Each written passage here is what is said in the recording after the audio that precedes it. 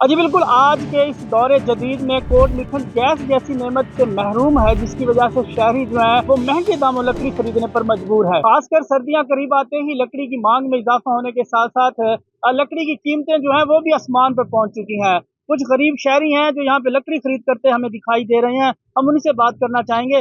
Sir, क्या कहेंगे, किन मुश्किलात का सामना है हमारे शहर में? एक तो गैस नहीं है, दूसरा लकड़ी की कीमतें बढ़ी हैं। क्या मुतालबा करना चाहेंगे, क्या कहना चाहेंगे? बिस्मिल्लाहिर्रहमानिर्रहीम। बिल्कुल जी, आपकी बात सही है। यहाँ गरीब आदमी की पहुंच से एक तो लकड़ी बहुत कसुत हो रहा है। गरीब आदमी जो रेडी लगाता है, मैं रेडी वाला हूँ, रोड की रेडी लगाता हूँ, ठीक है ना।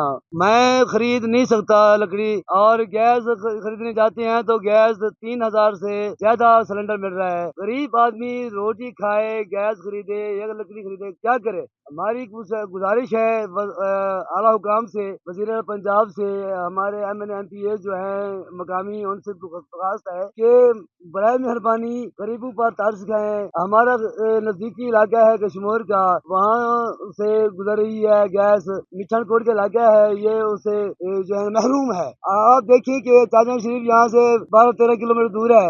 जहर पीर चाचन शरीफ तक गैस पहुँच चुकी है।